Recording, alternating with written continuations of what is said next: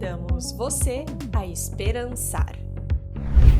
Um debate com Maurício Vargas, founder do Reclame Aqui, e Alsônia Donato, educadora.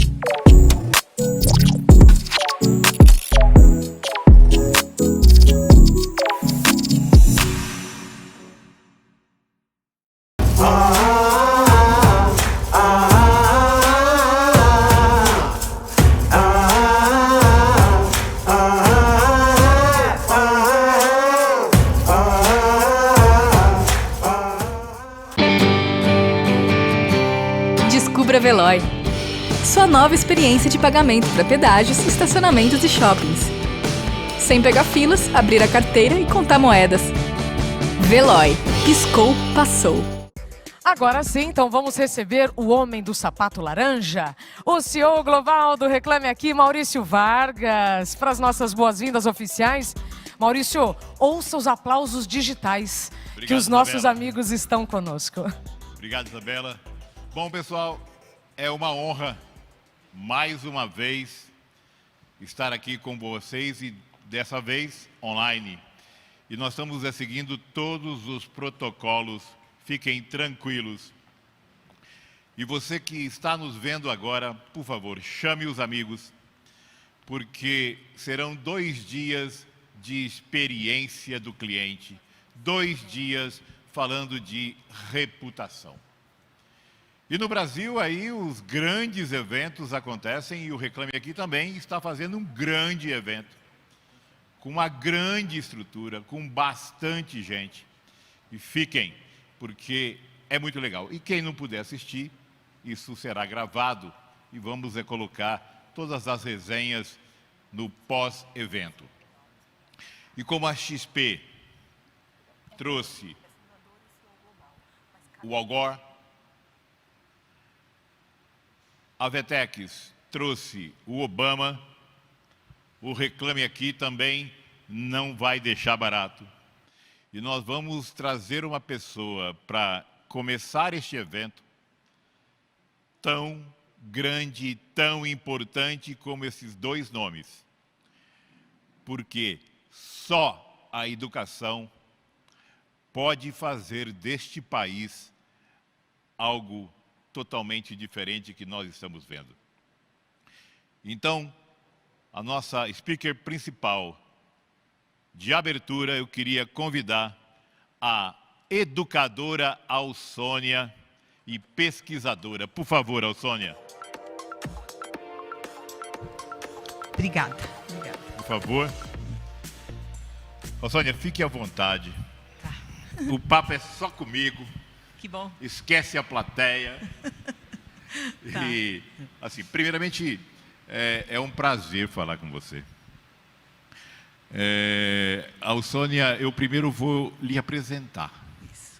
Tá? Por favor. Bom, Alsônia é uma pessoa que encantou a internet brasileira e ela não sabe. É uma pessoa que tem uma destreza na voz e no pensamento incrível. E o Criança Esperança do ano passado fez uma grande homenagem para você, né? E todo mundo viu esse vídeo. E eu acredito que você, Alsônia, pode ser a pessoa que vai ajudar a transformar a educação nesse país. E nós, do Reclame Aqui, queremos levar você para todos os cantos do Brasil. Agora ficou muito mais fácil, que é totalmente online. E eu queria que você, primeiramente, se apresentasse. Quem é o Sônia? Bom, claro, eu preciso iniciar te agradecendo pelo convite. E eu faço isso não é por uma formalidade, não, porque eu não tenho formalismos nem formalidades. Mas é porque quando a gente é convidada, é porque alguém confia na gente. Não é? E hoje em dia a gente está tão carente de ser confiança, confiabilidade, eu agradeço a confiança. E também queria dizer, antes de me dizer quem eu sou, que é difícil, não é? Eu queria dizer, Maurício, que como eu fui acolhida assim que eu cheguei aqui. Aliás, desde os telefonemas. Olha, tem uma diferença grande. Nós, educadores, temos que fazer essa distinção entre receber e acolher. Receber, você pode seguir protocolos, regras, você recebe. Agora, acolher implica em sentimento, em emoção, em respeito, em valores. E vocês me acolheram. O próprio nome acolher, olha que bonito quer dizer. Ad colliere, vem daí, do latim. Ad, em latim, quer dizer trazer o mais perto de você alguém. E colliere quer dizer colheita, colheita coletiva, ou seja, quando você se sente acolhido, alguém está te trazendo para um projeto de vida. Então, me sinto acolhida. E mais uma coisinha, antes de falar, que eu estou pensando como é que eu vou me apresentar. É assim, tão bonito aquilo, vocês põem, convidamos, né, ao esperançar. A própria palavra convite quer dizer o seguinte, CO, né, de com, é junto. Vite, vem de vita, vita é latim. Então, quando você convida alguém, você quer estar junto, partilhando momentos da sua vida. E eu me senti acolhida e convidando. E eu brinco assim, alguns convidam a gente, e a gente não se sente convidado, porque vai lá em casa e não dá o endereço. Quer dizer, mas aqui eu me senti convidada e me senti acolhida. Que bom, Sônia. Obrigada. Cara, eu estou com aquele nervosinho, não. Já vai passar. Então já vai passar. Então, é assim.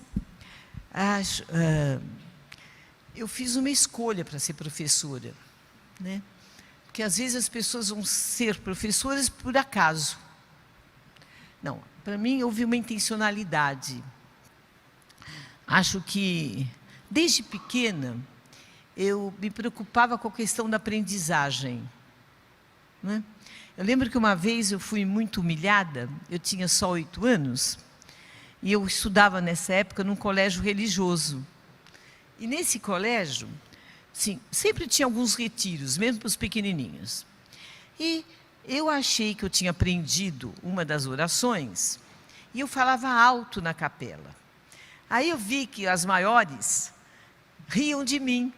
Hoje em dia seria bullying, não é? Hoje em dia seria bullying. É, mas naquela época não havia isso. O máximo era, acho que era sarro, tirar sarro. Aí assim, e eu falava, e a freira viu que todo mundo estava rindo de mim.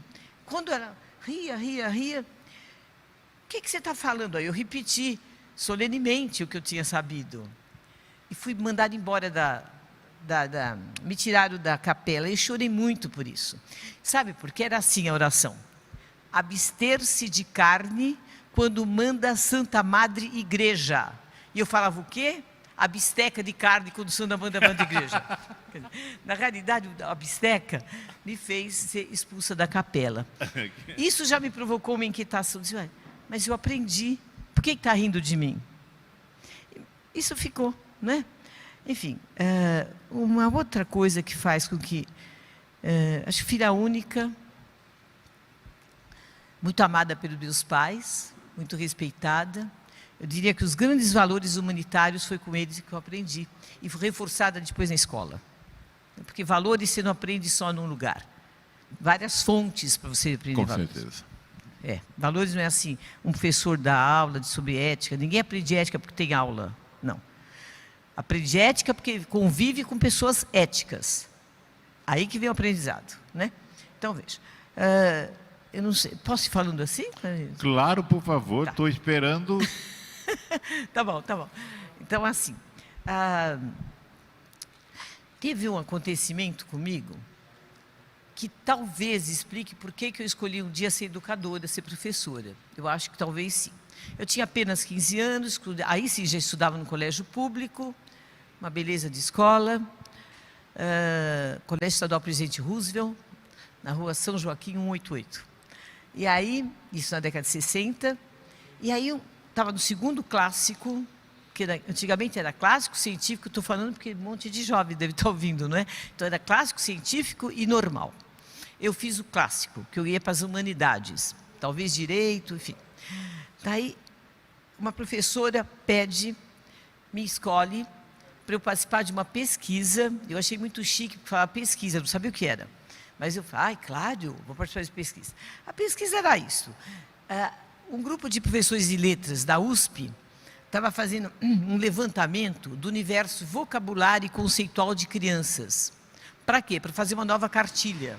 Para ver se era pertinente essa cartilha, o que podia mudar. E aí, algumas alunas, eu não sei qual o critério, eu acho que talvez porque eu era Caxias. Eu fui escolhida para fazer isso. E aí, consistia no seguinte, tinha algumas palavras, você perguntava para a criança se ela sabia o sentido daquilo.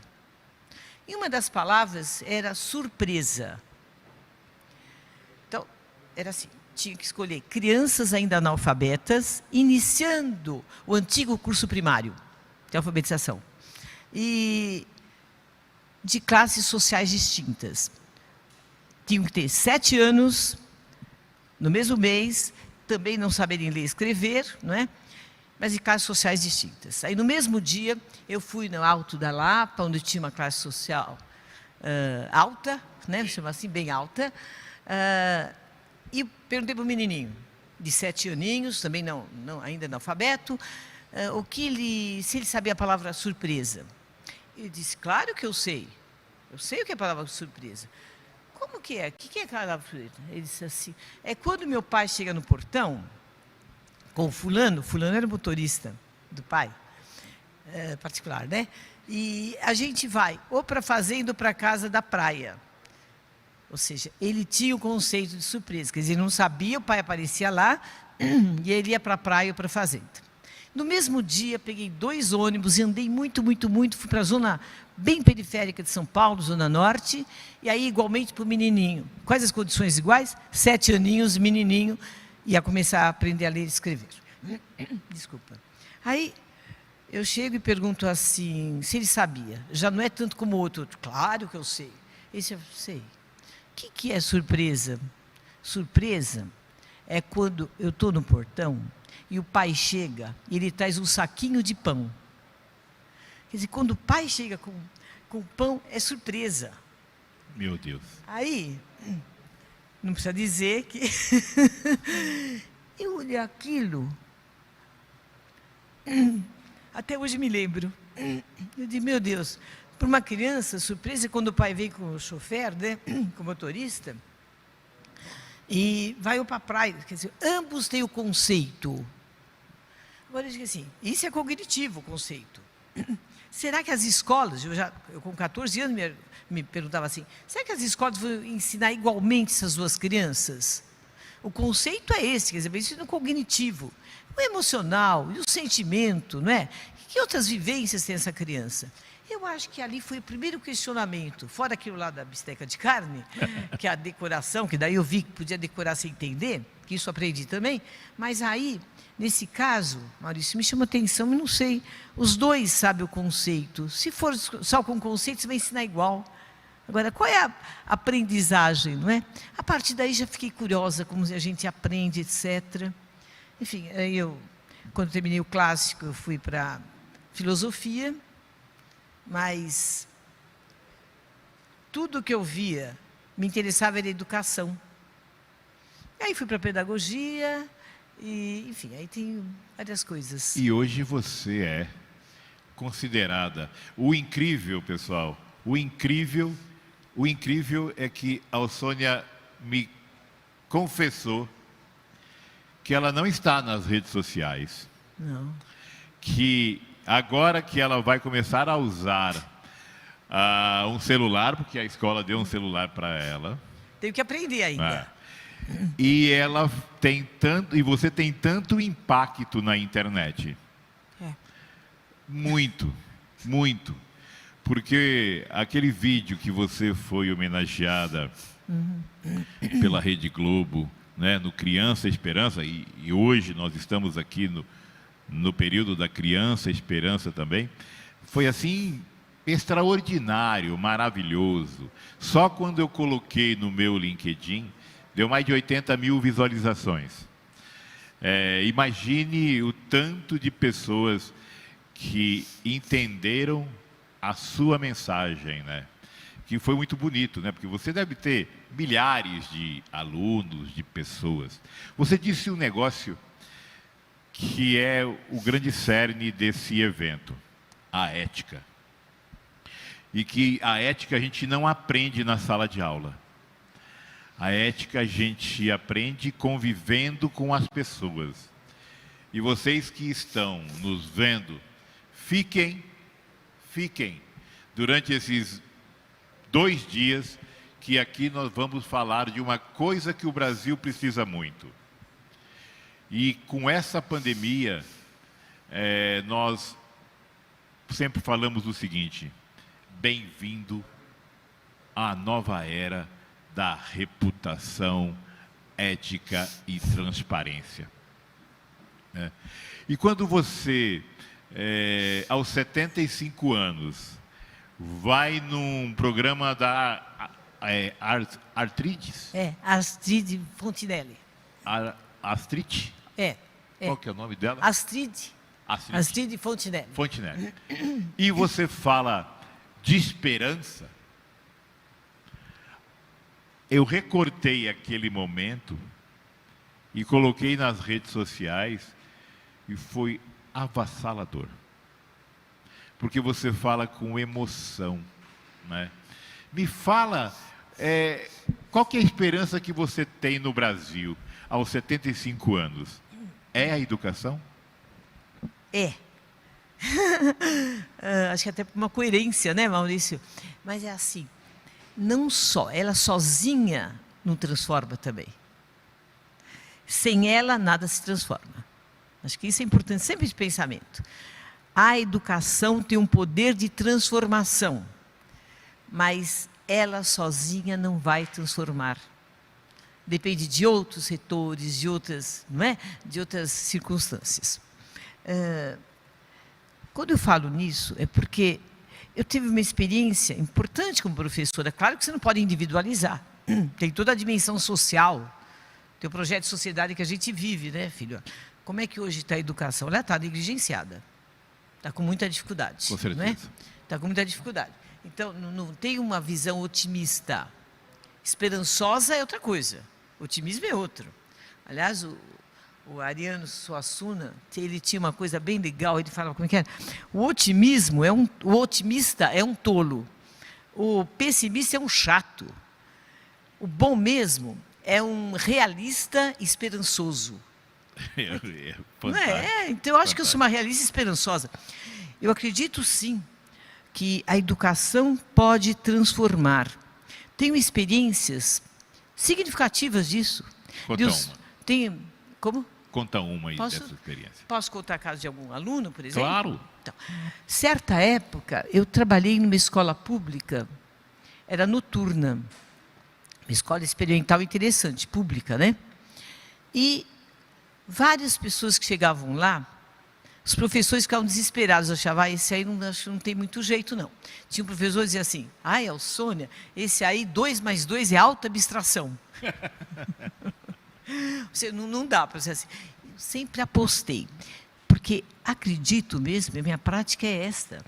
Todos podemos aprender, todos, independentemente da idade. Eu não estou aprendendo coisa de computador agora? Tem que ser, fazer o quê? Claro. Porque eu gosto, não. Não gosto nem um pouco, mas eu estou aprendendo. Não é? É um aprendizado, por exemplo, essa vivência aqui com você, não é? Então, aí, então, um dos alunos chega, 17 anos, para fazer o ginásio, o antigo ginásio. Lá numa escola experimental, nós podíamos aceitar alunos que na rede comum não aceitava mais. Ou que reprovaram 2 vezes, chamava jubilado, ou que também não tinham condições antes de estudar, tinham passado da idade chamada ótima, para o antigo ginásio, né? Aí chegou um rapaz do Nordeste, e completamente gago. Que nem eu.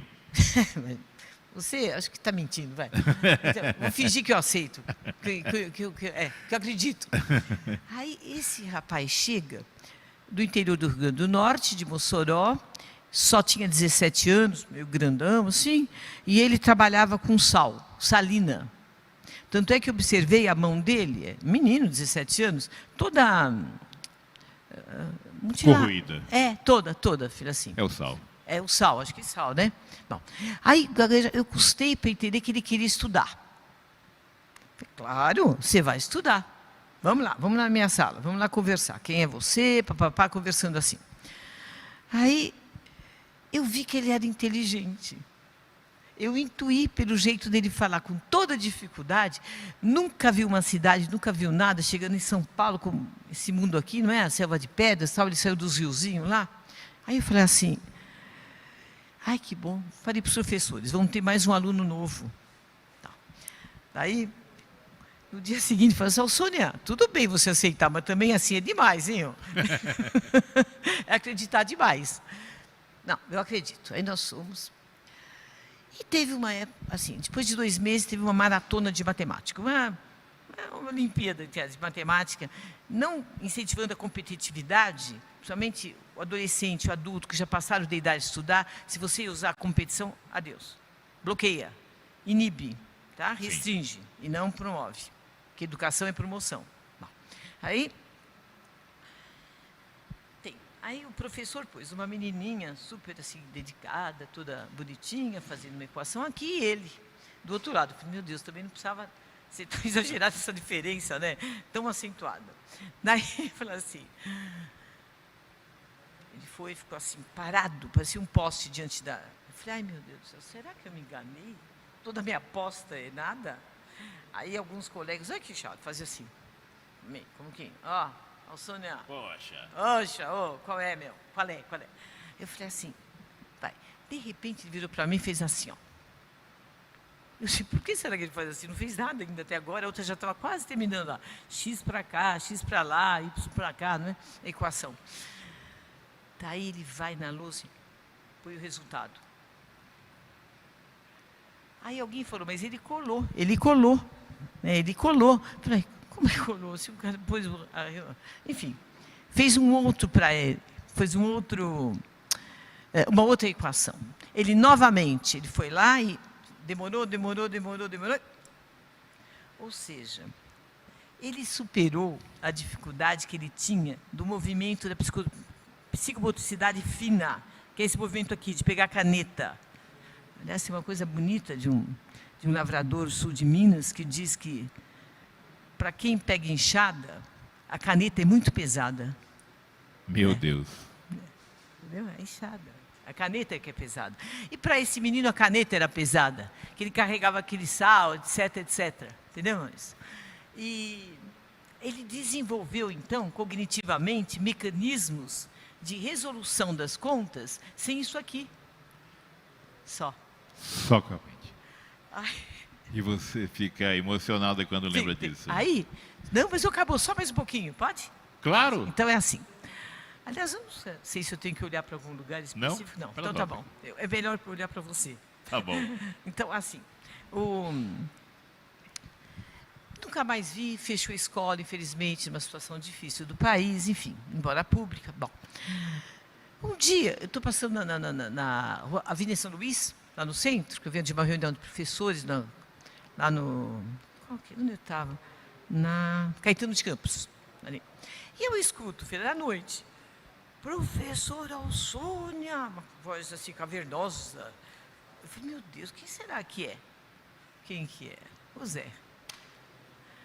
Me abraçou, me pegou, me ergueu e falou assim, professora, eu sou professor de matemática na escola pública. Meu Deus do céu. Muitos casos igual a esse. Muitos. E não é só isso. A gente tem que acreditar. Assim, todo mundo pode aprender se forem criadas situações que favoreçam o aprendizado. A gente não aprende de qualquer jeito. Não existe isso, filho. Se você criar condições adequadas, a gente criou para ele condições. Ele se desenvolveu, ele aprendeu e ele investiu. Né? Por quê? Porque a gente conhecia o potencial dele. Se você, uma das coisas mais importantes da educação, conhecer o potencial do outro.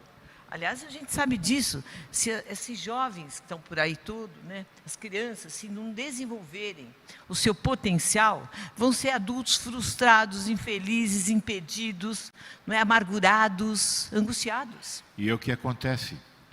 É o que acontece, infelizmente, na sua grande maioria atualmente. E ainda agora com essa pandemia, Alsônia, que as crianças estão deixando de ir à escola. E nós temos aí essas aulas todas online. Mas eu costumo dizer, Alsônia, que tem um outro grupo de pessoas que é um apartheid. Que essas pessoas que não têm acesso à internet. Né? Isso. E o que essas crianças hoje que têm acesso à internet podem fazer? Vão perder o ano? Nossa, essa pergunta é para pós-graduação. Não, é séria, filho. Me comovo. Eu estou brincando para disfarçar. Acho que muita criança vai perder o ano. Olha, existem coisas tão distintas nesse momento. Bom, primeiro assim, eu acho que os professores heróis, não gosto muito dessa palavra, mas a grande maioria, sabe, realmente se reinventando. O que pode fazer para essas crianças? Bom, para aquelas que não têm acesso e para aquelas que têm acesso. Há um perigo muito grande quando você usa uma tecnologia. Tem que usar, mas é um perigo. Você não correr naquilo que em pedagogia a gente chama de tecnicismo. Ou seja, a técnica fica mais importante do que o aluno. Em vez de ser um meio, vai intermediar, fica a finalidade.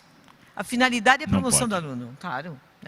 Entendeu? Então, teve na década de 70 um período terrível de tecnicismo nas escolas, que o mais importante era os aparelhos, era a tecnologia, e a finalidade da educação não se discutia, só o instrumental.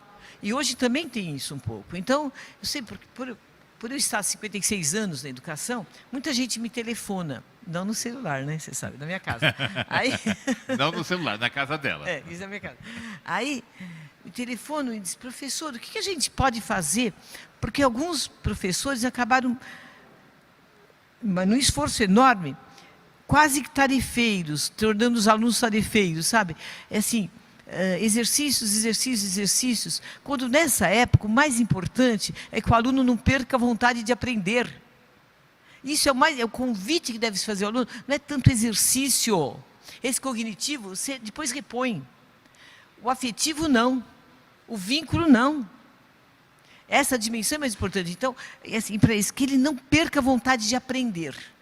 É isso que a gente tem que garantir, filho, entendeu? Não se ele sabe mais exercício disso, exercício daquilo. Isso é importante, depois recupera fácil. Ixi. Agora, como é que a gente mantém um vínculo com o aprendizado? Né? Como é que o professor consegue também se preparar? Tem um jeito, é um professor aprendendo com o outro. O professor que consegue tem que socializar. Quer dizer, compartilhar como ele fez, porque ele fez, para que ele fez. Aliás, a nossa formação de professores é essa, viu, Maurício? A universidade, claro, que ajuda. Os nossos pós, etc. Claro, isso é fundamental. Mas existe uma experiência, se falar em experiência, que essa só se dá na escola, com o seu colega. Genial, Alsônia, porque você fala de uma coisa que o mundo precisa, né? Nós precisamos não é essa interação tecnológica, não é o professor reproduzir o que fazia na sala de aula. Nunca. Eu preciso estar conversando muito mais com esse aluno. Né? E hoje, mata-aula não é mais pular o muro da escola. Não. Hoje, mata-aula é desligar a câmera. Né? Então, é uma coisa assim que eu venho acompanhando os pais e acompanhando lá em casa. Tem a Clarice, que tem 13 anos, E ela assiste aula debaixo da coberta. Né? Olha. E fala assim... Qual é a concentração "Mas eu que tem, né? não quero, e não tá chato, Tá eu quero ir na aula. Claro, tá certo. Eu quero ir. Claro. Então, assim, este é um ano de mais conversa. Né? Isso, pronto. O professor tem que conversar com o aluno. Né? Agora, sim, Né? existe um grupo, Uhum. existe um grupo aí, que são em torno de 20 milhões de alunos, que não tem acesso nem à internet. Posso contar um casinho? Claro. Lá na escola que eu faço parte da direção, uma das lives foi com um grande educador, que foi até nosso aluno, Paulinho Blickstein, que está na Colômbia, na universidade, e uma professora, uma diretora de uma escola em Manaus. E aí me comovi muito com isso. Os professores sentindo, super sensíveis, a alguns alunos que não tinham esse acesso à internet, sei lá, celular, não tinham acesso, né, à tecnologia, conseguiram comprar, sei lá, alguns celulares para poder predispô-los, para poder favorecer o seu aprendizado. E aí, ela contava assim para nós, chegando numa das casinhas, as casinhas ribeirinhas, né, população ribeirinha, levando o celular. Aí uma criança falou assim, não, professora, eu não quero isso, eu quero comida. Entendeu, filho? Nós temos isso. Não quer. E olha, a gente só aprende quando sente necessidade de aprender. Se você não aprende nada, não adianta usar todas as parafernálias, todos os recursos, etc. Recurso é recurso. Entendeu? A necessidade é tua. Se você não sentir isso, não existe. Alguns falam assim, nossa, eu vou motivar os... Ninguém motiva ninguém. Aliás, eu tive uma experiência na saúde pública como educadora, esse negócio de motivar, que me marcou o resto da vida. Entendeu? A gente não motiva, filho, os motivos são nossos. Alguém fala, alguém mostra alguma coisa, então pode ou não incidir no seu repertório de motivação, no seu repertório de desejos e medos, mas ninguém vai te motivar. Entendeu? Você cria uma situação, tanto é que, por exemplo, a gente está falando aqui, alguns vão ter comportamentos diferentes que os outros, a partir da nossa fala, da nossa conversa. Com certeza. Não é? Vai ter assim, um sentido diferente para uns ou para outros. Né? Mas não sei isso de... Eu posso contar essa experiência? Eu gosto de contar? Por favor. Então, eu quando terminei a parte de... Fiz mestrado em Psicologia da Educação, porque sempre me fascinei pelo aprendizado. Como aprende, por que algumas pessoas aprendem rápido, sempre tive isso, desde aquela coisa da surpresa. Bom, aí eu fiz um outro mestrado e doutorado na área, para intercalar, Educação, Comunicação e Saúde Pública. E no primeiro ano de mestrado da Saúde Pública, eu tinha que fazer um estágio de 2 meses, em algum lugar que a universidade indicasse. Eu queria ter feito o maior desafio meu, era na Bahia, mas eu não tinha dinheiro. Né? Eu não ia pedir para o meu pai, já estava com 23 anos, ficar pedindo dinheiro para ele. Coitado, também nem ia poder. Bom, nessa época ele era professor de alfaiataria. Dava aula para os pobrezinhos. Aí escolhi o interior de São Paulo, porque aí não tinha onde dormir, entendeu? Podia eu mesmo cozinhar, tal. Bom, aí eu fui e era assim. Eu achava muito esquisito o meu objetivo. Motivar os colonos da fazenda X a construir suas fossas. Fossas, para as necessidades. Tal. Aí eu falei assim, bom, como é que eu vou chegar a motivar colono? Para quê? Uma fazenda imensa, um grande latifúndio. Eu questionava isto, mas eu digo, tá bom. Aí eu estudei tudo quanto é coisa sobre fossa. Fossa daqui, fossa de lá, fossa. Estudei, porque para mim o que era? Educar é transmitir conteúdo. Olha que grave. Educar é transmitir conteúdo. Não é, claro. Aí eu estudei, perguntava para os engenheiros sanitaristas o que é uma fossa, como é que faz para construir uma fossa, etc. Imaginando o quê? Que eu chegasse lá, pelo fato de conhecer, de saber, muita gente pensa assim, eu chego lá, pronto, vai todo mundo se motivar para construir fossa. Qual não foi minha surpresa? Quando eu cheguei, até eu sempre lembro, acho que nem falei boa tarde, já comecei a falar de fossa. Já. Aí tinham 18 seres esquivos que me olhavam assim, de um jeito completamente vítreo, assim, uma coisa infinitiva. E eu dizia, meu Deus do céu, eles não estão querendo saber de fossa. O que eu faço agora na minha vida? Eu tenho ainda 2 meses para ficar aqui. Criei coragem, porque educação requer coragem. Requer coragem e teimosia. Senão você não educa também. E requer um espírito de aventura, não qualquer aventura, mas uma aventura criadora e criativa. Bom, aí eu tive coragem, olhei para os 18 e falei, parece que vocês não estão interessados em construir fossas. E eles... Não. Eu falei, e agora? Eu tenho 2 meses aqui, a universidade me pôs no mestrado, né? Bom, USP. Aí eu falei, o que vocês gostariam, imagina, com 22 anos, o que vocês gostariam de estudar, de aprender? O senhor Vavi, que tinha uma certa liderança, disse, ué, professora, você vai ficar 2 meses aqui, se a gente ler e escrever, fossa a gente sabe. Eu que preparei tanta, eu tinha uma pasta vermelha. Não, o seu vermelho é mais lindo, viu, filhinha? Assim, tudo sobre fossa. Cartaz de fossa, folhetos de fossa, tudo de fossa. Aí eu digo assim, bom... Aí consegui, porque eu tinha a teoria do professor Paulo Freire, e algumas pessoas me ajudaram, e em 2 meses eles sabiam ler. Escrever, não. Aí, nossa, é uma formatura. Uma formatura, tinha até um passarinho que assobiava o hino nacional.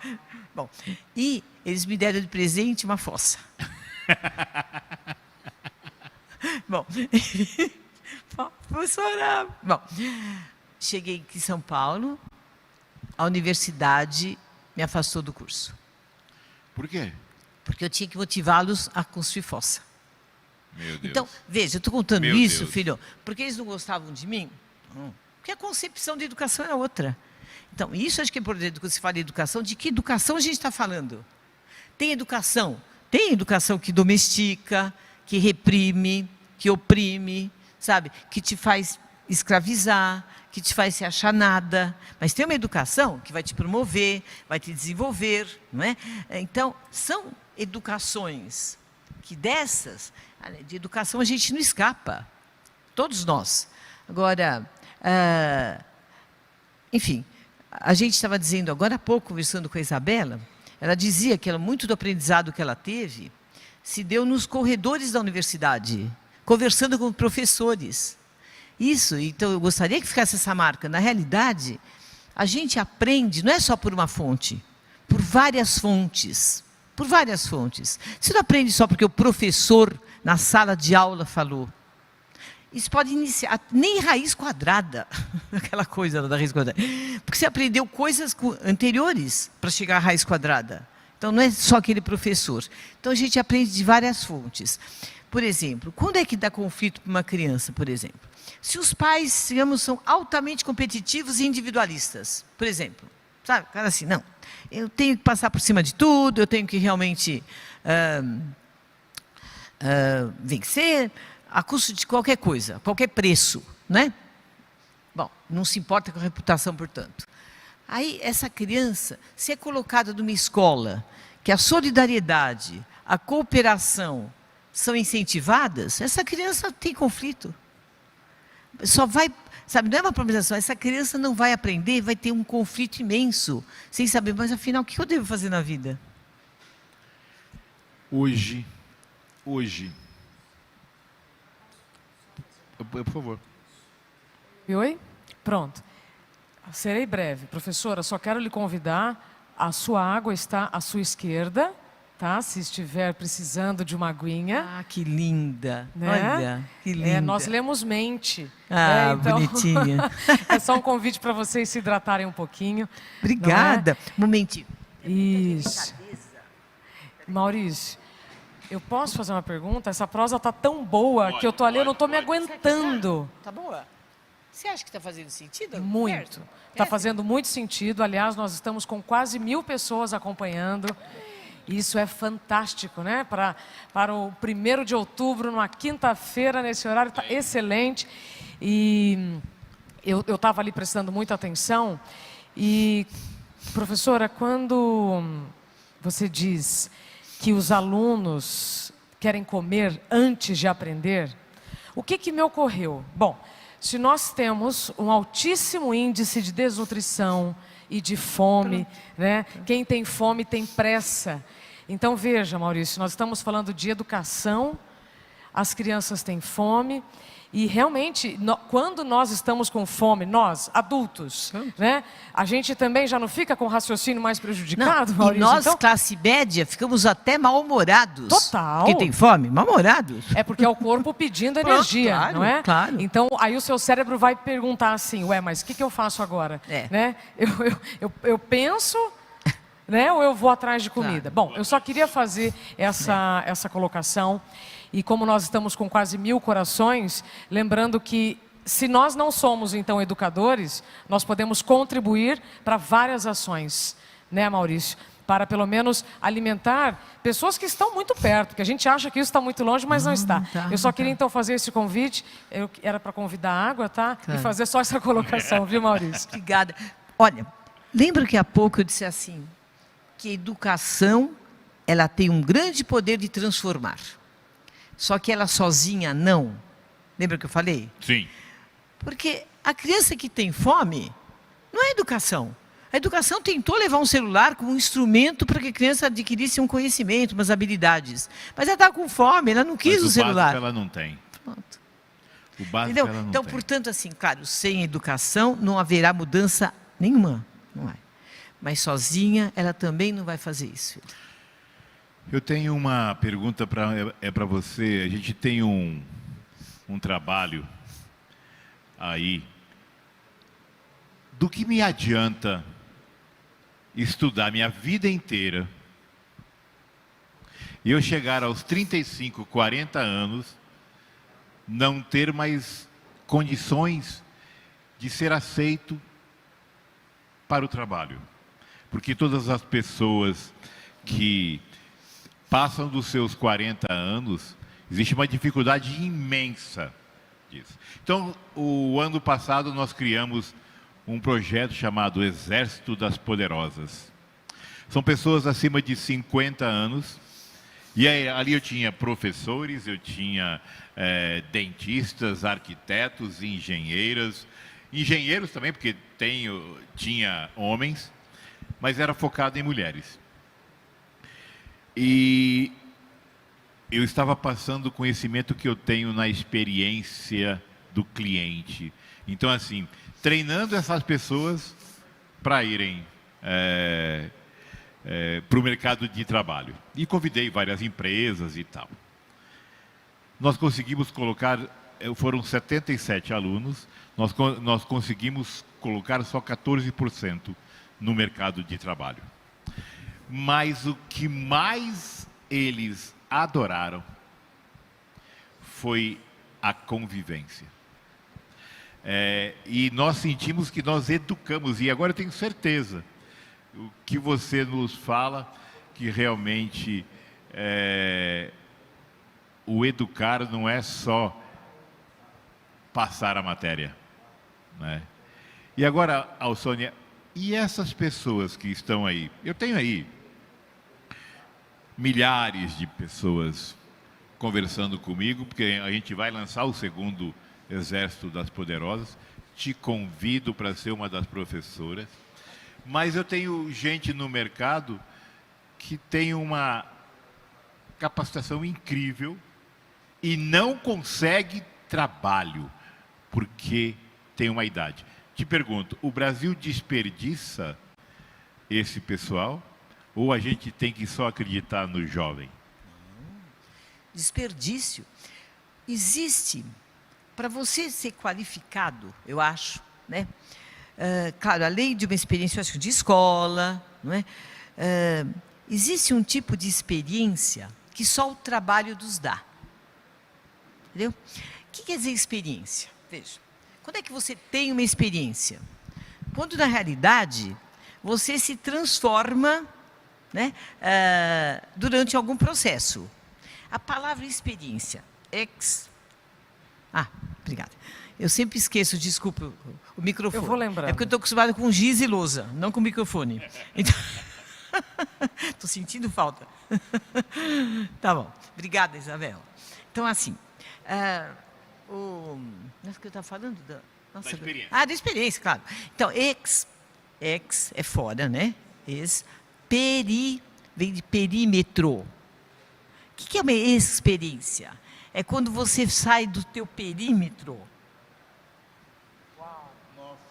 Excelente, professora. Se você não fizer isso, tem gente que fala assim, nossa, fulano tem uma experiência enorme, dá aula há 30 anos, pode ser nada, porque a pessoa não se transformou em nada. Entendeu? Não transformou, não mexeu, não mudou. Não... Aí pronto, não é experiência. E às vezes você pode ter o quê? Um ano com alguém, ou até menos, eu quero dizer, não é o tempo, não é o cronos. Né? Acho que é mais o kairos mesmo, o tempo da oportunidade. Então, experiência é isto para mim. E as pessoas com seus 40 anos, etc., o que é desperdiçado? Porque eles conseguiram uma experiência de trabalho que os jovens não têm. Claro que vão apostar nos jovens, mas esse tipo de coisa só os mais... por isso falo, os mais experientes, que já se transformaram em várias circunstâncias e podem passar isso para frente. Que saíram do seu perímetro. Isso, e saíram do seu perímetro. Maurício, é curioso porque nós temos lideranças cada vez mais jovens. Olha lá. Tem filmes, inclusive, né, que mostram isso. Tem um que até, o título é O Estagiário. Né? Você já assistiu, Maurício? É um filme ótimo. Quem está nos acompanhando, se não assistiu, eu faço esse convite. E que mostra uma líder muito jovem e que se rende à experiência de um profissional, né, com experiência mesmo, porque ele saiu, né, do quadradinho dele e foi ampliar o repertório. Maurício, você acha, então, professora, que essas novas lideranças precisam, pelo menos, experimentar essa troca? Olha, eu vou responder e falando para aquela câmera ali. As empresas que estão nos assistindo, experimentar a pessoa com experiência Isso. é um ganho muito grande para a companhia. Claro. Não é? Claro. Só ganha. Nós temos aí 5 minutos. E eu queria que você falasse de esperança. Porque eu convidei todo mundo para esperançar com você. Né? Claro. E você é a esperança. Você é o símbolo da esperança. Sério, você é o símbolo da esperança. E eu vou levar você para todo esse Brasil aí, para você falar de esperança, porque educação é esperança. Por favor. Obrigada. É assim, Maurício. Eu acho que a esperança, a diferença de otimismo, né? Aí eu vou parafrasear Memoriano Assuna, diz que o otimista é um tolo. Otimismo, né? Aliás, é fácil ser otimista. Pessimista também. Realista que é difícil. Eu acho que ela é constitutiva do ser humano. Por isso que a gente vive, por isso tem história. Senão a gente seria deterministas, não tem esperança, não se move, não se mexe. Né? Ela que nos faz nos mexer, nos transformar. Mas, claro, sempre há muitos anos eu sigo muito do pensamento do professor Paulo Freire, não é? E ele nos ensinou uma coisa importante, preciosa, e que isso eu venho tentando praticar ao longo desses meus 55 anos de educadora. Né? Ou seja, ele diz assim, existe o verbo esperar. Né? Então, a esperança do esperar, ele diz, ela não mobiliza. Não acontece nada. Por quê? Porque você se acomoda. Quando você se acomoda, você para. Você olha para aquilo lá e diz, isso aqui não tem jeito, meu. Entendeu? Então você para diante daquilo. Quando você não se sente instigado, mobilizado, movimentado, você está desesperançado. Quando você espera, um dia isso aqui muda.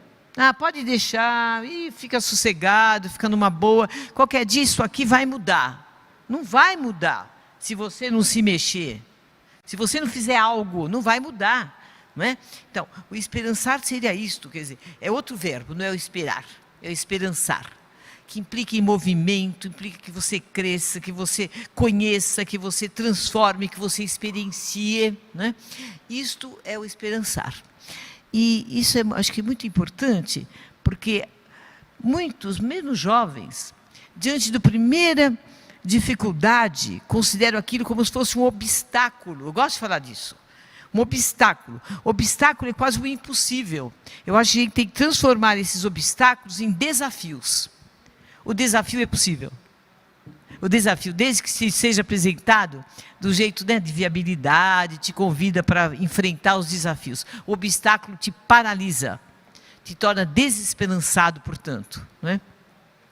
E eu queria dizer, claro, a todos, que é muito difícil ter essa esperança.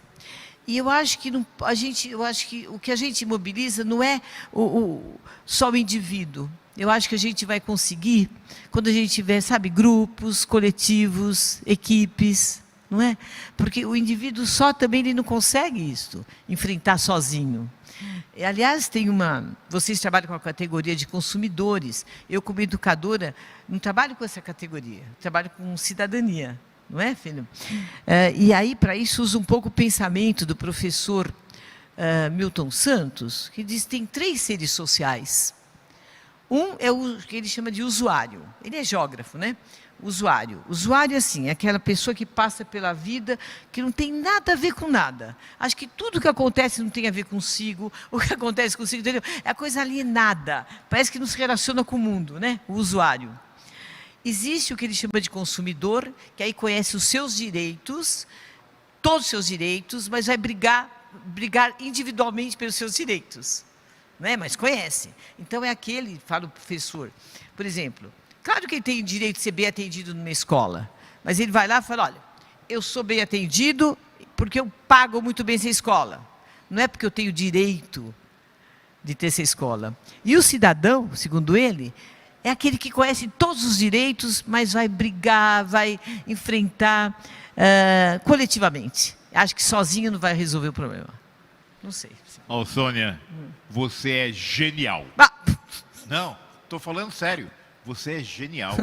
Você tem uma mente extraordinária. Juro, nós chegamos ao final. Eu queria estar conversando com você aqui, eu acho que a Isabela também, né? Nossa, estou aqui me segurando. Com certeza, a Isabela vai convidar você para uma live. Com certeza. Não sei fazer live, não. Sabe sim. Não sei abrir o computador. E assim, muito obrigado pela sua participação. Obrigada a você.